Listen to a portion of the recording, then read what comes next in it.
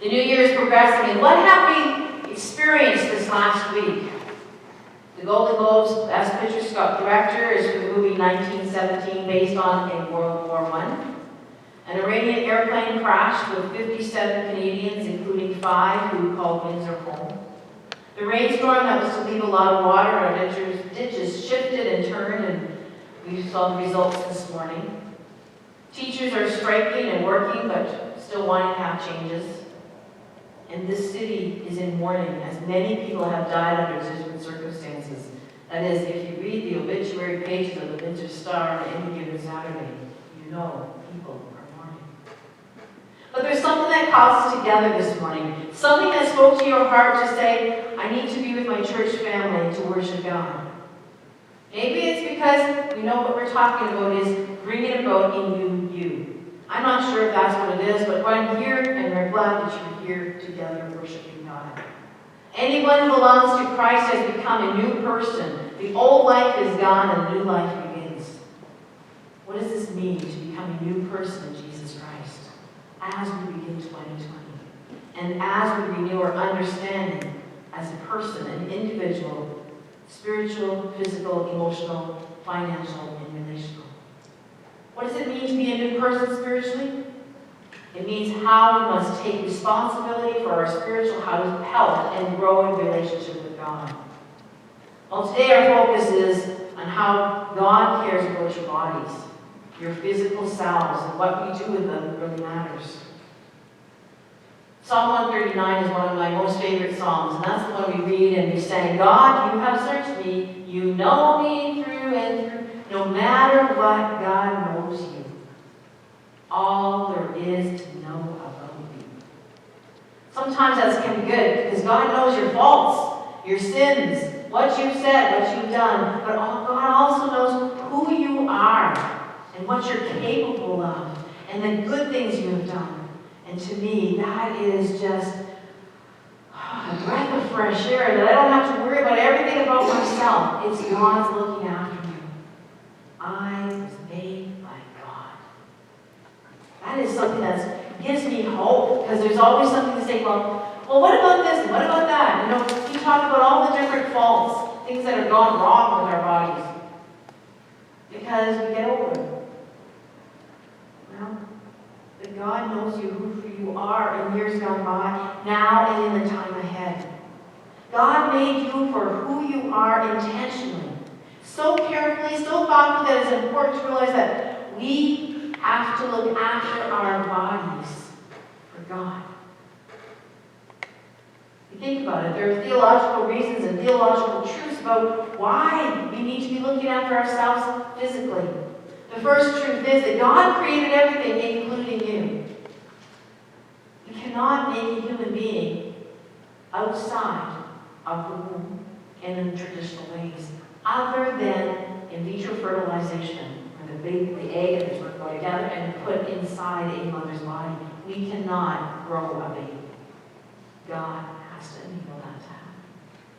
That's where we are. God made you, and God made all things. God created everything in the heavenly realms and on earth, including our bodies. He made the things we can see and the things we cannot see. And the body that we know is the home of the Holy Spirit. So when we think God dwells within me, God is in me. Not just in my head, not just in my heart, but in me. When we say yes to Christ, we're asking Christ to come within our whole being.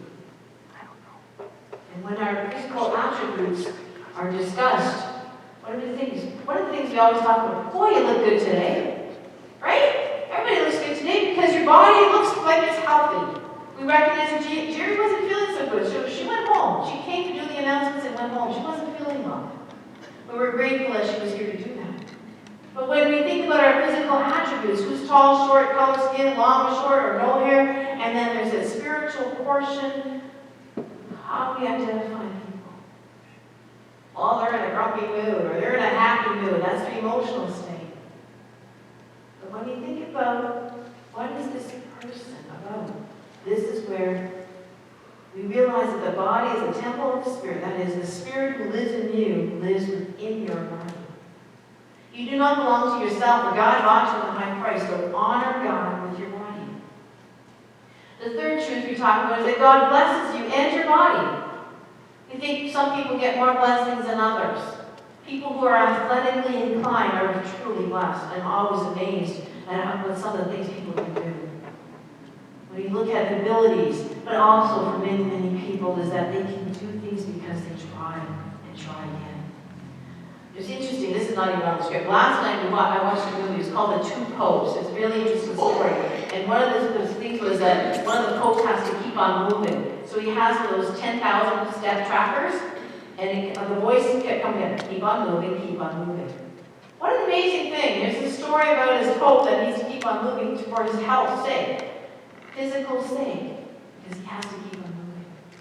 And that's what we need to do, keep on moving. We know that if we keep on moving, we can have a physical body that will last us a long time.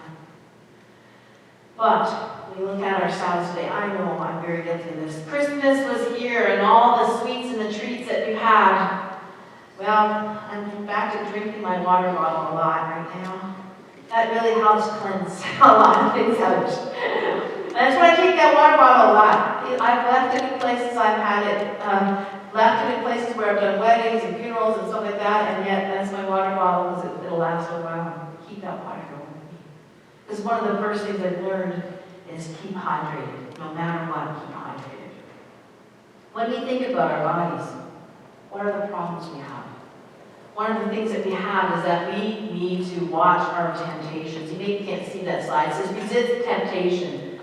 Hide the junk food. That's what my case is. I love chocolate, and you know that. I've had to hide it. But I know where I hid it. That's the bad part. I know where I hid it. And so to try and find it again. But is that, do I really need it? No, I'll have to drink the water now. I'm really pushing it for that.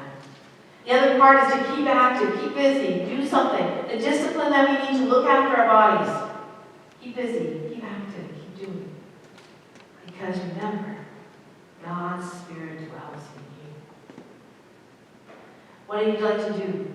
I mean, part of it is looking after, disciplining your body. I mean, I do not like kale. I just can't buy it and eat it. It's just not my favorite thing.